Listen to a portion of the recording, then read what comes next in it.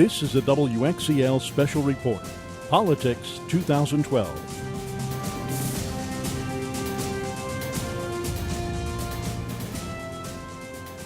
Hello everyone and welcome. I'm Laurel Sauer, Wxel TV, and this is a special presentation, Politics 2012 and Beyond. The elections are over, now what?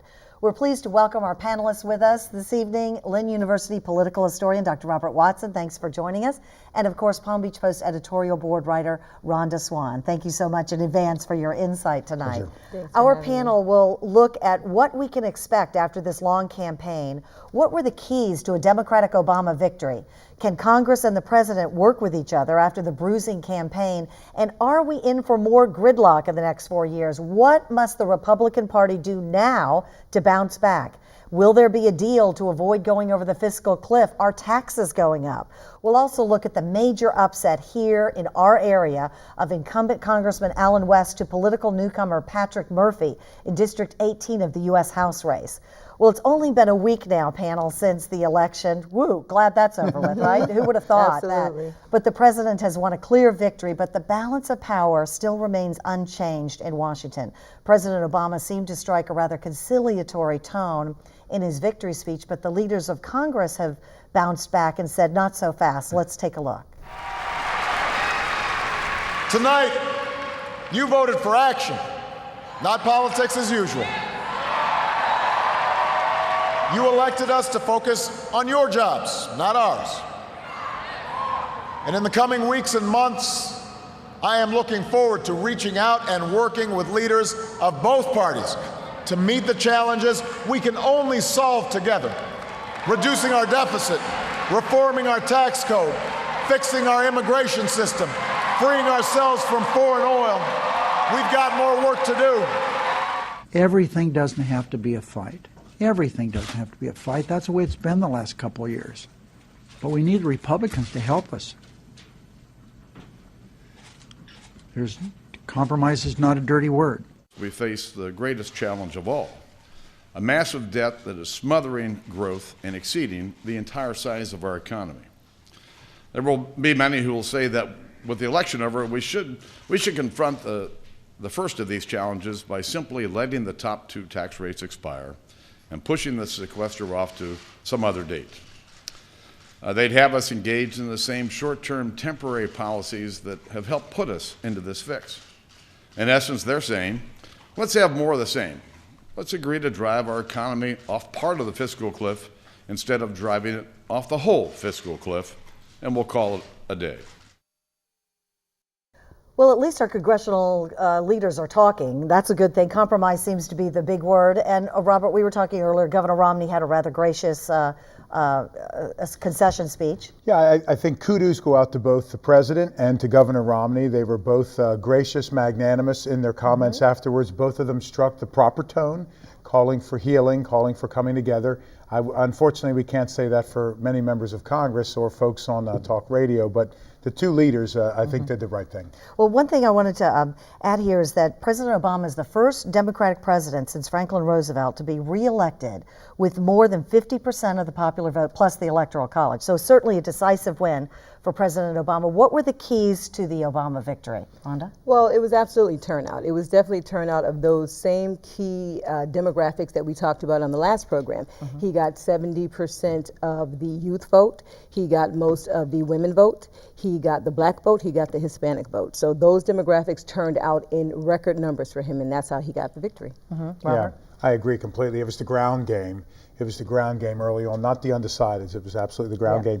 And what's interesting is several months ago, analysts were criticizing the president for burning through too much of his money too early.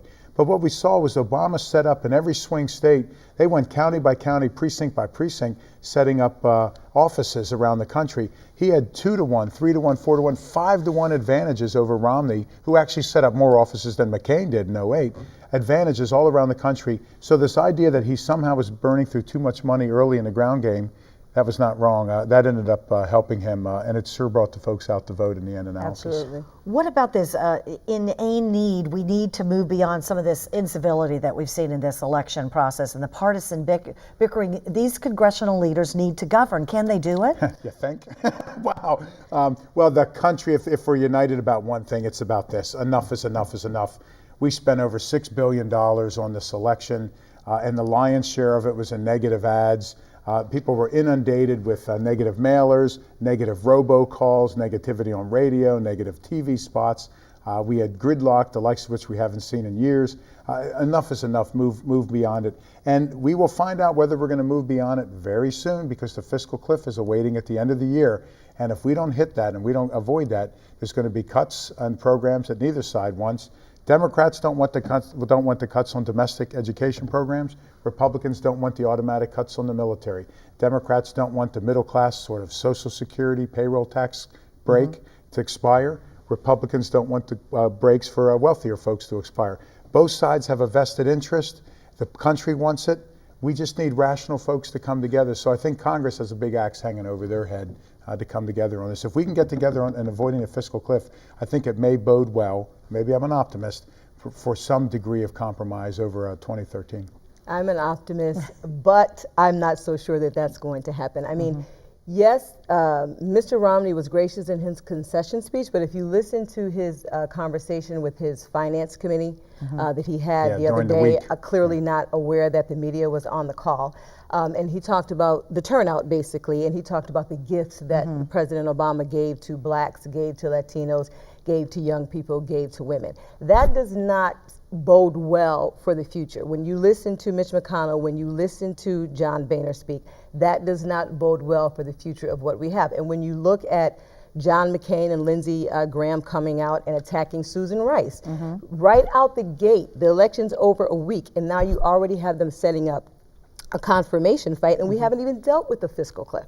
So I don't think that, based on what we're seeing right now, that there's going to be a whole lot of compromise. Well, Rhonda, that leads us right into the Republican Party. What do they have to do? This was a huge total rejection of the Republican Party. What do they have to do? Is it total realignment? They didn't get those Latinos, the women vote, the young vote.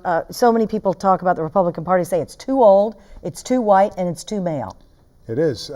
You know, we might be in the midst of what political scientists would call a massive party alignment or realignment. This has happened throughout history when various groups will come together. We saw Nixon doing this with the Republican Party in the 60s. We saw, even after the Civil War, the Republican Party of Lincoln doing this. But what we're seeing is Obama took 71% of the Latino vote, as Rhonda mentioned earlier, 80% of the Asian vote, well over half of the women's vote, perhaps 69+% of the Jewish vote, every major demographic except evangelicals and white males. Obama won the presidency with what, 39% of the white male vote. So it comes down to two things: demographics, mathematics. The Republicans cannot get to 270 electoral votes by just appealing to white men and running a national campaign as if it was the year 1950 in Alabama. So every major, and the country's simply going to get more and more diverse. And the challenge is, Rhonda mentioned earlier with some of the remarks from Republican leaders this past week, we heard prominent Republican leaders saying, oh, it was either the gifts Obama gave to minorities or it was our tone. No, it's not just the tone, it's the message. You can't be, quote unquote, anti-woman or anti-immigrant or anti-Latino or anti-black or anti-gay or and hope to stitch together a coalition. So stay tuned. There's going to be a huge bloodbath in the Republican Party over the ensuing weeks as they try to figure out how to reorient the party. Immigration's coming down the pipeline, immigration reform, the DREAM Act. We'll see that in January, February. And if the Democrats can manage to hold this together, we could see the beginning of a major realignment that should favor the Democrats electorally for years to come. The big word there is if. I'll quote Will Rogers. He used to say, I'm not a member of any organized party, I'm a Democrat. So if the Democrats can organize and hold this together, that should advantage them. Well, let's look at President Obama has a second term now. Presidents change when they get their second term, and they get feisty, confident. You've seen that in the press conferences recently where he's kind of assertive, even more so than he has been. They don't have to worry about the voters. They don't have to worry about another election. So he says he'll compromise and take some more ideas, but he has limits. And we have a clip of that. Let's take a look. I want to be clear. I'm not wedded to every detail of my plan. I'm open to compromise. I'm open to new ideas. I'm committed to solving our fiscal challenges.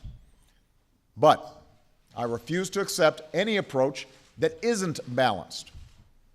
I am not going to ask students and seniors and middle-class families to pay down the entire deficit while people like me making over $250,000 aren't asked to pay a dime more in taxes.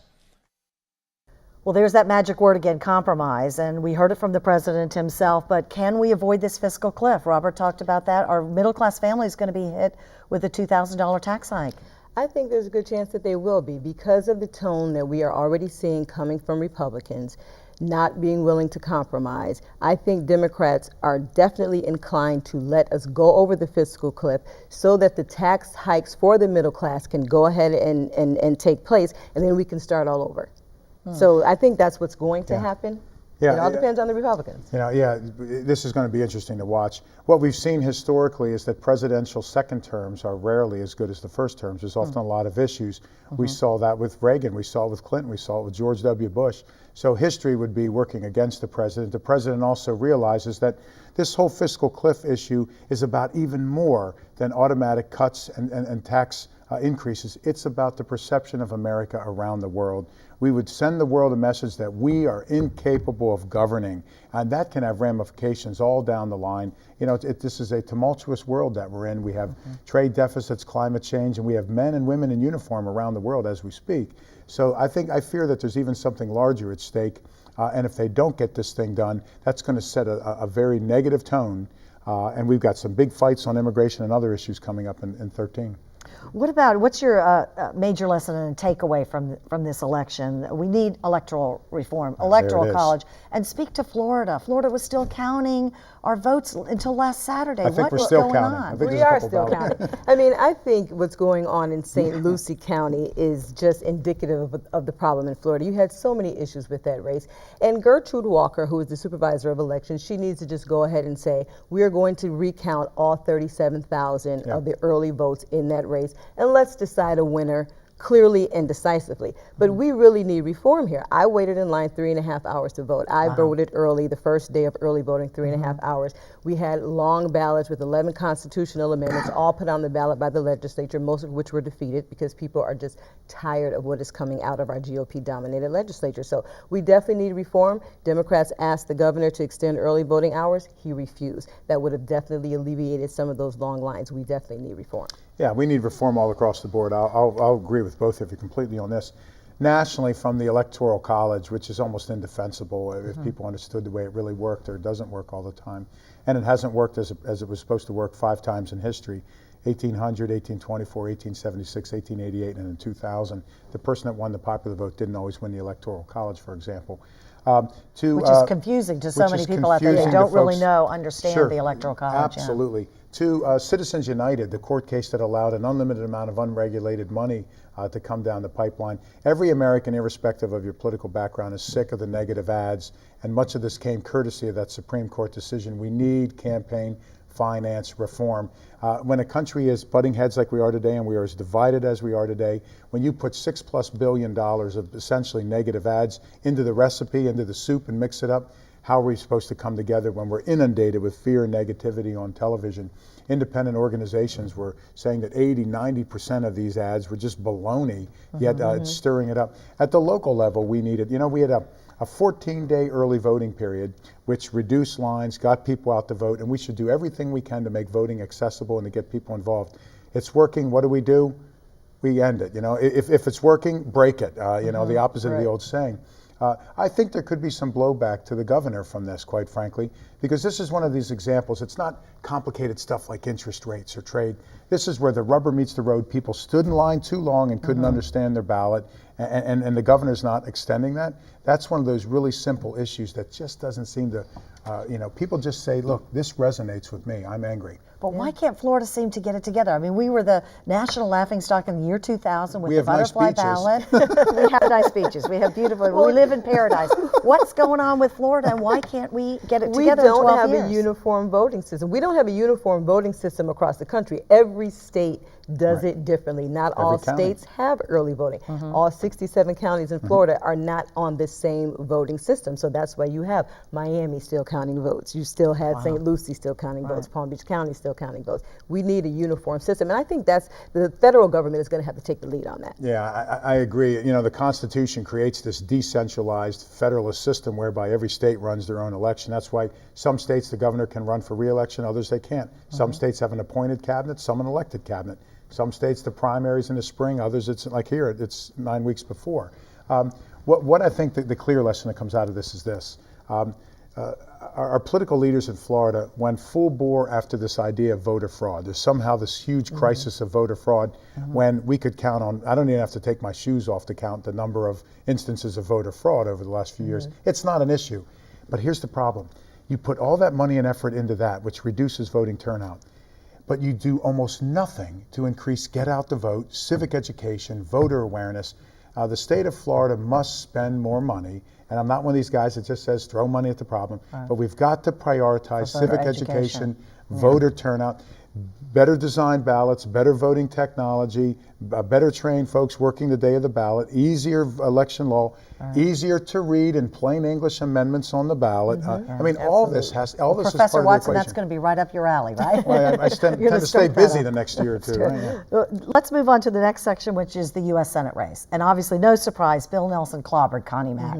I mean, he really wasn't in there, too. It looked a little shaky towards the end there with their debate because Nelson was kind of acting a little erratic and not jumping in there as Democratic stalwarts thought he would. But speak to that race. I think when we were last together, Dr. Watson basically said that race was going to follow the national race. People were going to come out, and the down ballot races were pretty much going to follow the top ticket. And I think that's exactly what happened. The state went to the Democrats in terms of electing President Obama, and so Bill Nelson got in. And all the polls, although they were really wrong in a lot of areas, but for that race, they all showed him leading. He raised quite a bit more money than Connie Mack, and Connie Mack really didn't show up. Remember, he didn't even debate his primary opponents. He just basically coasted on his name recognition, really was his father's name recognition, into that primary and just figured, okay, now he'll come out in the general election. Well, by the time you get to the general election, nobody knows who you are. Right.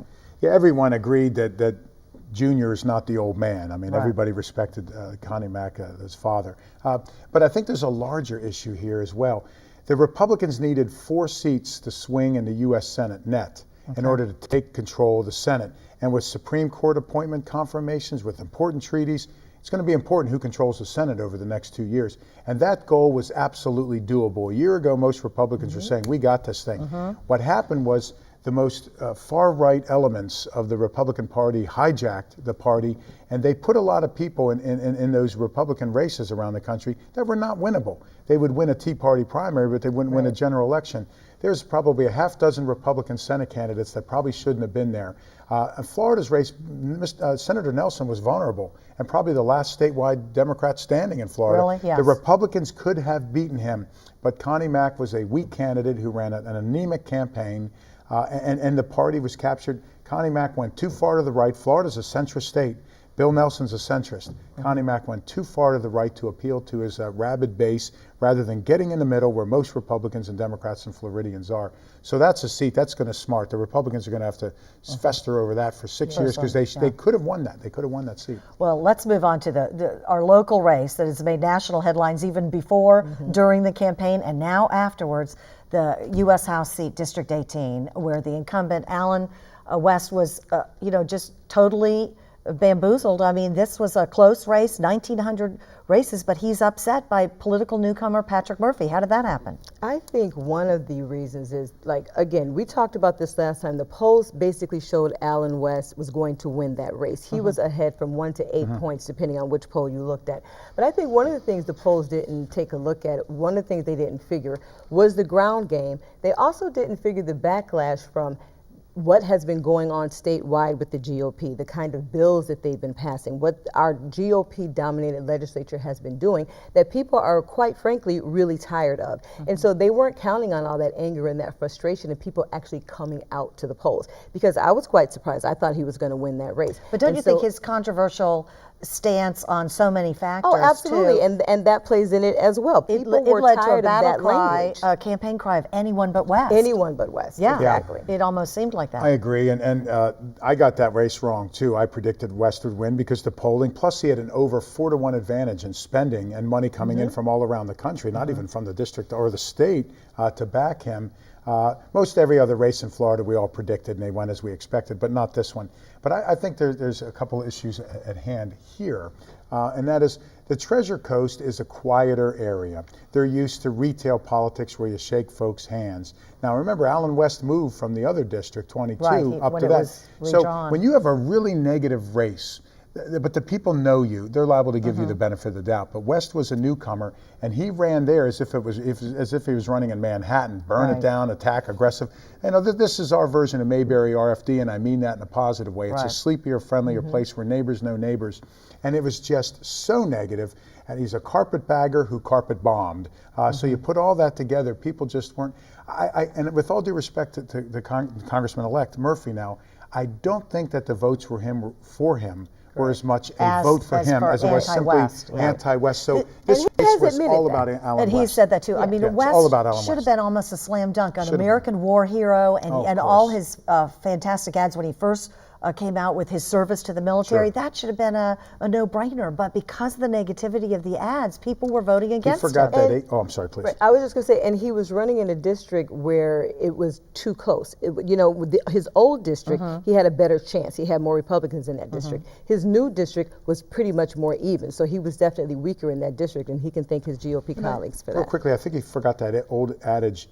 You can't give the voters just reasons to vote against your opponent. You got to give people a reason to vote for you. Right, And he he really never did. no, Right, not well, really. just It was got it was so all negative negativity. too. Yeah. Also, speak to the huge money in that race, $23 million on that one congressional race alone, and all the money from the super PACs that came from nationally from the country that you talked to about the last time, Rhonda. Well, I think that that to me is the bright spot in this election. You had all of this money being poured into this race in particular, but nationwide from the super PACs, and it went the opposite way. All of that money spent, and they got the exact opposite outcome of what they had hoped to get. So I think for me that is a bright spot in this, where the voter said, we don't care about your money, we don't care about your negative ads, we want this mess to stop, and let's get a government that can actually govern. Yeah, we were all sick of those ads. You know, I never thought I'd miss the old erectile dysfunction ads as much as I did, rather than the electile dysfunction. But yeah, I suspect when all said and done, here's what we're going to find out. All those mailers, that the negative mailers, what did we all do? We threw them in the garbage.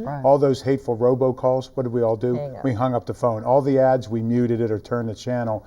So hopefully the public, and the ads came from both sides, both parties, super PACs all across the political spectrum. I hope that the lesson is that the country, the people, we're rejecting fear, we're rejecting hate, we're rejecting negativity. We have problems, we want them solved, Yes. and enough is enough is enough. We've got the Kardashians for our reality TV. We don't need Alan West for it as well. Good point there, Robert. Let's, as we begin to wrap up this show, Rhonda, Robert, give me your predictions. What are we looking at the next 4 years? Are we looking at 4 more years of gridlock with the way the election panned out? I hope we're not, but I fear that we are. Like I said, given the partisan way that the partisan talk that is coming out since this election, I know the president is willing to compromise. He's said so. We know from his first 4 years that he's willing to compromise. We just have to hope that the Republicans have heard the message from the people, that this shellacking that I think that they got is a message to them, and that they will act accordingly. I don't see that happening. One of the things that Mitt Romney said on that call was, we want to focus on the future, but we're still having so much trouble dealing with the past that we can't focus on our plans for the future. And that is the problem that we can see right now. If they can move past the past and see the future, then I think we have some hope. Right, Ron. Well, you know, 20 women are in the U.S. Senate now, so some people are saying the year of the woman, and but I would say in a word, though, Latino. The Latino community has finally come of age politically. I think the African American community did many years ago, and of course with the election of Barack Obama. Women have come to age politically. Senator Clinton's run for the presidency, and women all across the country in elected office. But the Latino community is coming to age politically. Marco Rubio's stock is rising. Mayor Castro in San Antonio.